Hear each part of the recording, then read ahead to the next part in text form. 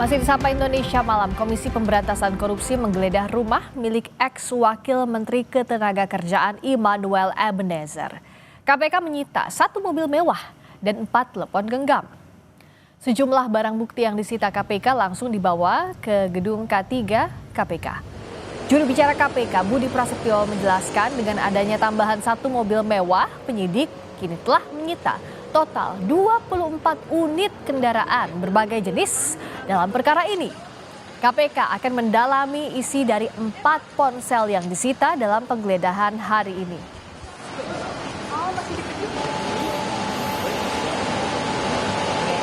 Tim melakukan penggeledahan di salah satu rumah di wilayah Pancoran, yaitu rumah saudara IEG. Dari penggeledahan itu, tim mengamankan sejumlah barang bukti elektronik dan juga aset dalam bentuk kendaraan bermotor roda 4. Dan hari ini juga langsung dibawa oleh penyidik ke K4. Ya, penyidik menemukan 4 handphone di plafon rumah yang bersangkutan. Nanti kami akan tanyakan tentunya dalam proses pemeriksaan apakah memang sengaja disembunyikan atau memang menaruh handphonenya di plafon. Sudah ada jurnalis Kompas TV Niko Anggriawan dan juru kamera Denny Yosua di Gedung Merah Putih KPK. Niko, barang bukti apa saja yang disita KPK saat menggeledah kediaman ex-Womenaker Immanuel Ebenezer dan apa lagi yang ingin didalami oleh penyidik KPK dalam penggeledahan ini? Ya Radi, tadi dijelaskan juga ada 4 ponsel yang disita dalam penggeledahan KPK di rumah dinas ex-wakil Menteri Tenaga Kerja Immanuel Ebenezer dan juga 1 unit mobil Toyota Alphard berwarna hitam dari rumah dinasnya di kawasan Pancoran, Jakarta Selatan. Dan juga tadi juga ditampilkan di gedung KPK, di Gedung Merah Putih KPK, Radi dan juga saudara, bahwa ada lagi 1 unit mobil Land Cruiser yang disita oleh KPK, namun tadi diterangkan oleh juru bicara KPK Budi Prasetyo bahwa Land Cruiser tersebut ini merupakan pemiliknya, ini masih ada keterkaitan dengan kasus sertifikasi K3 yang menjerat ex-wakil Menteri Ketenagakerjaan Immanuel Ebenezer. Dan juga hingga saat ini ada 4 ponsel yang ditemukan oleh KPK di rumah dinas ex-Wamenakar tersebut. Dan ditemukannya ini cukup mencurigakan Radi dan juga saudara, ini ditemukannya di atas plafon di rumah dinasnya.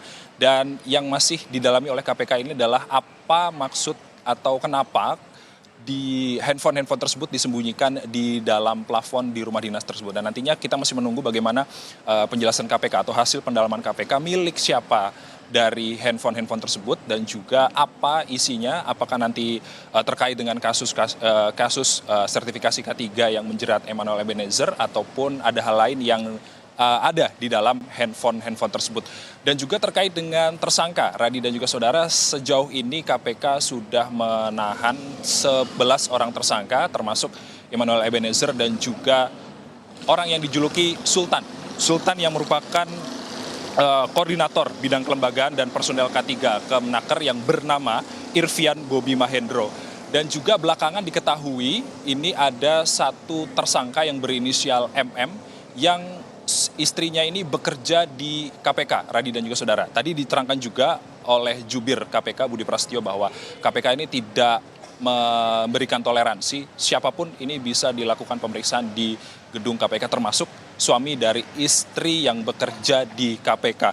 Dan kedepannya KPK juga tidak menutup kemungkinan akan memeriksa Menteri Tenaga Kerja saat ini, yakni Yasirli, dan juga Menteri Tenaga Kerja era Presiden ke-7 Joko Widodo, yakni Ida Fauziah, terkait dengan kasus ini. Karena kasus ini berdasarkan keterangan dari Direktur Penyidikan KPK Asep Guntur Rahayu telah bergulir kasus pemerasan sertifikasi K3 ini telah bergulir sejak 2019 hingga 2024. Namun pemeriksaan dari Menaker Yasirli dan juga ex Menaker Ida Fauziah ini tergantung kebutuhan dari penyidik KPK itu sendiri. Untuk sementara demikian, Radi. Oke, kalau begitu setelah ini, selain tadi yang Anda katakan soal Menteri Yasiri, Menteri Ketenagakerjaan dan ex-Menteri Ketenagakerjaan sebelumnya Ida Fauziah yang juga kemungkinan akan diperiksa oleh KPK.